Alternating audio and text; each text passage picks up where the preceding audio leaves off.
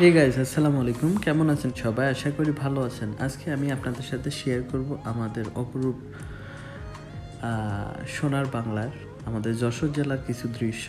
এটা হলো কপোতাক্ষ নদের নাম তো শুনছেন, মাইকেল মধুসূদন দত্তের সেই কপোতাক্ষ নদ। কপোতাক্ষ নদের একটা শাখা, এটা সমুদ্রের থেকে একটা সাইড হয়ে কপোতাক্ষ নদের সাথে আপনার জয়েন হয়েছে। আর এটা একটা বাওর, বেসিক্যালি এটা একটা বাওর। আর এটা পড়ছে রাজগঞ্জ ঝাপা, অর্থাৎ বাওরের এই পার আর ওই পার, এই কূলে আর ওই কূলে ঝাপা ও রাজগঞ্জ মাঝখানে এই বাওরটি অবস্থিত। সো এটা অনেকেই চিনেন, আবার অনেকে বলার পরে হয়তো চিনতে পারবেন। কিছুদিন আগে হয়তো একটা ভিডিও ভাইরাল হয়েছিল যে যশোর জেলায় ঝাপা গ্রামের কিছু বাসিন্দা মিলে তারা গ্রামের সকলে একত্র হয়ে একটা ব্রিজ তৈরি করছিল ড্রাম দিয়ে, আর এটা নাম দিয়েছিল ভাসমান সেতু। সো এটা কিন্তু অনেক বড় বাওর, আর এটার সমুদ্রের সাথে এটা জয়েন আছে এক সাইড দিয়ে, আর এক সাইড দিয়ে কপোতাক্ষ নদের সাথে। সো কপোতাক্ষ নদও এই সাইড দিয়ে আছে, জাস্ট একটু ঘুরায়া জয়েন করা। সো আমাদের কিছু ছোট ভাই তারা গেছিলো এখানে একটু আনন্দ উল্লাস করতে। আর আমাদের বাসা এই বাওরের আশেপাশেই, আমাদের বাসা এখান থেকে 4 কিলোমিটার দূরে আমার বাসা। আর আমার যে ছোটো ভাইয়েরা গেছিলো ওদের বাসা এর পাশের গ্রামে। সো গ্রামের ছেলেপেলে তো এমনি একটু ডান পিটে হয়। আর আমি ভিডিওটা দেখার পরে আমার শৈশবকে অনেক মিস করতেছি, যে আসলে এতটা বছর দেশের বাইরে কাটাইলাম, কত কী চেঞ্জ হইলো। তো কিছু কিছু জিনিস চোখে পড়ার পরে মানে খুবই খারাপ লাগছে। যারা দেশের বাইরে থাকেন, প্রবাসে, ঘর থেকে একটু দূরে, তারা অবশ্যই এই ফিল্ডটা নিতে পারবেন, আদারওয়াইজ অন্য মানুষ কিন্তু এই ফিল্ডটা নিতে পারবে না। সো অনেকই ভাল লাগছে। আর যশোর জেলার তো আসলে পরিচয় করাইতে হলে যশোর জেলার বলে শেষ করা যাবে না। এটা তো ব্রিটিশ ভারতের পুরাতন জেলা। এটা যখন বাংলাদেশের সৃষ্টি হয় নাই তখন যশোর জেলার সৃষ্টি। সো এটা খুলনা বিভাগের খুব কাছের একটা ঘনিষ্ঠ জেলা। ইভেন আমরা যশোরবাসী মনে করি যে যশোরবাসী সব দিক দিয়ে থেকেই আপনার খুবই স্বাবলম্বী। আর যশোরের মানুষ খুবই সফট মাইন্ডের হয়। তারা ঝগড়া বিবাদ, তর্ক বিতর্ক এগুলা থেকে দূরে থাকে। ইভেন আপনার কি বলে, সহজ সরল টাইপের।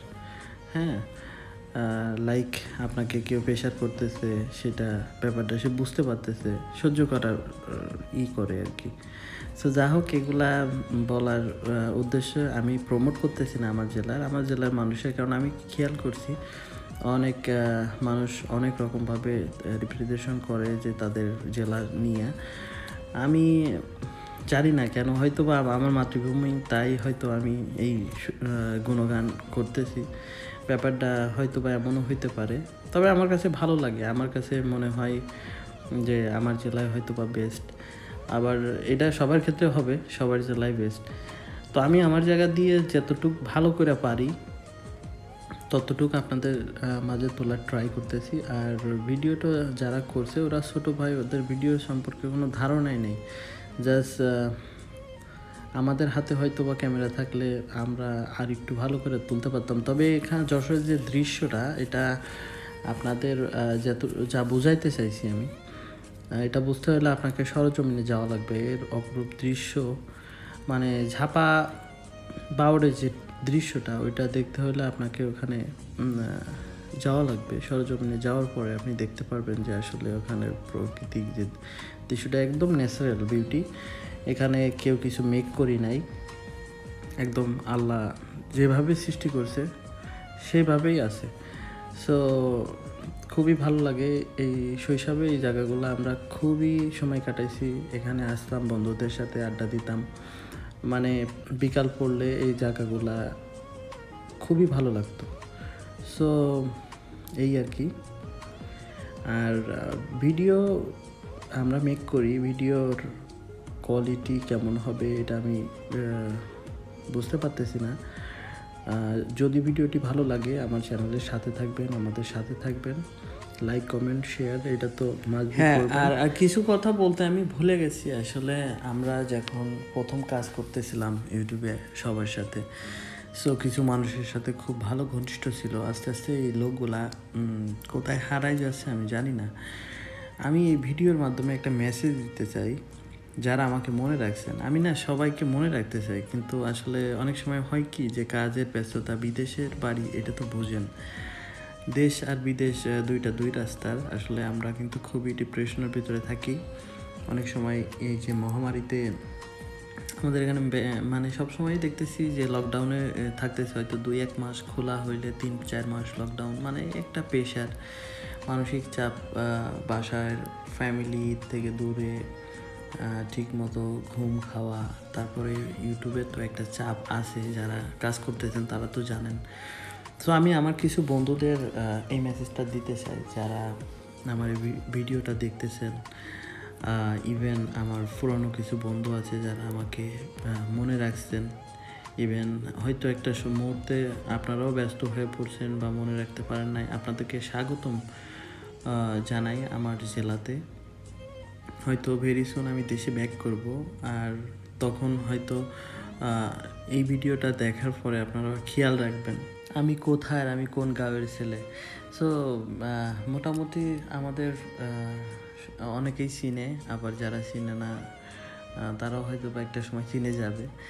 দেশে ব্যাক করলে সবার সাথে উঠা বসা হবে। তো আপনারা আসবেন, আমাদের এখানে আসবেন। যশোরের মানুষ, যারা যশোরের মানুষের সাথে মিশছে মন থেকে, বা যারা যশোরে ঘুরছে, অবশ্যই তারা তো যশোরকে মিস করবে আমি মনে করি। আর আসবেন, সবাই আসবেন, জায়গাগুলো দেখবেন, দেখার মতো জায়গা আসলে অনেক। আমাদের যশোরের আশেপাশে যে জেলাগুলো আছে, যেমন মাগুরা, ঝিনাইদহ, সাতক্ষীরা, খুলনা, বাগেরহাট, তারপরে আপনার এই যে কুষ্টিয়া বলেন, পাবনা টাবনা, এই এলাকার মানুষগুলো আপনারা যদি যশোরে আসতে চান, এটা তো একদম ইজি ওয়ে, ইউজ করতে পারবেন। আর যশোরে যদি ঘোরার মতো কিছু স্থানের নাম আমি বলি, আপনারা সেখানে ঘুরে কিছু সময় পার করতে পারবেন এবং ভালোও লাগবে। তার ভিতরে যেমন আমাদের যশোরে কিন্তু এশিয়ার ভিতরে সবথেকে বড় একটা ফুলের রাজধানী আছে, যেটাকে গদখালি নামে পরিচিত। সো এখানে প্রায় অনেকগুলা গ্রাম মিলা, তারা 36-37টা গ্রাম মিলে আপনার ফুলের চাষ করে। তারা শুধুমাত্র ফুল চাষ করে। এটাও আমাদের বাসার পাশে। আমাদের বাসাটা পড়ছে মিডিলে, অর্থাৎ এই কপোতাক্ষ নদ। কপোতাক্ষ নদ তো আমাদের গ্রামের সাইড দিয়ে গেছে, ওইটা বড় ব্যাপার না। এই যে ড্রাম ব্রিজ বা ভাসমান সেতু, তারপরে আপনার গদখালি ফুলের মাঠ, এটা একদম নিয়ারে আমার বাসা থেকে। জাস্ট আমরা যদি মনে করি বাইসাইকেলে যাব, তাও 20-25 মিনিটের ভিতরে আমরা পৌঁছাইতে পারি। আর আমাদের এখানে ঘোরার মতো জায়গা বেনাপোল তো সবাই চিনে, বেনাপোল বাদ। আর কোথায় আরও কিছু কিছু জায়গা আছে, মাইকেল মধুসূদন দত্ত ওখানে আছে, আমাদের জেলা প্রশাসকের যে সার্কিট হাউস, স্থানীয় অনেকগুলো স্থানে, তারপর আইটি পার্ক থাকে, এইসব কিছু কিছু জায়গা আছে। আর পার্ক যতগুলো আছে, যেমন জেস গার্ডেন, যশোর বিমানবন্দর, এইখানেও একটা পার্ক হয়েছে। এটা আগেই ছিল অবশ্যই, কিন্তু এখন নতুন করে আবার শুনছি যে রিনোভেশন করছে। তারপরে বোট ক্লাব, আরও মোটামুটি। সো আমি মনে করি যে হয়তো একদিনে ঘুরে শেষ করা যাবে না। আপনারা আসলে 15-20 দিনের জন্য আসবেন, আর আমাদের বাসায় থাকবেন সবাই, ঠিক আছে? সবাই ঘুরবেন, খাইবেন, মস্তি সব কিছু হবে ইনশাল্লাহ। So you are most welcome আমাদের যশোর। আর ভিডিওটা কেমন হইতেছে আমি জানি না, সবাই যদি এইভাবে আমাদের সাথে থাকেন, পাশে থাকেন, ইনশাল্লাহ হয়তো আমি সামনে অনেক ভালো ভালো ভিডিও আপনাদের উপহার দিতে পারবো। তো আমার ইচ্ছা আছে এই ভিডিওটা, যেহেতু আমার ছোটো ভাইটা আমাকে দিছে, সো এটার পরে আমি আবার 4K ভার্সনের একটা ভিডিও করব, যদি আল্লাহ আমাকে জীবিত রাখে আর আমি দেশে ব্যাক করতে পারি। আর ভালো লাগে না সত্যি, প্রবাস জীবনটা খুব কষ্টের জীবন। এখানে টাকা পয়সা সুখ শান্তির অভাব নাই, কিন্তু মানসিক যে কষ্টটা, যেমন এখানে ফ্যামিলি থাকলে ডাজেন্ট ম্যাটার। আমার বাবা মা যদি আমাদের সাথে থাকতো আমাদের কোনো সমস্যা হতো না। সো ঠিক আছে, ভিডিও এখানে শেষ হয়ে যাইতেছে। আপনাদের সুস্থতা কামনা করছি, ভালো থাকবেন।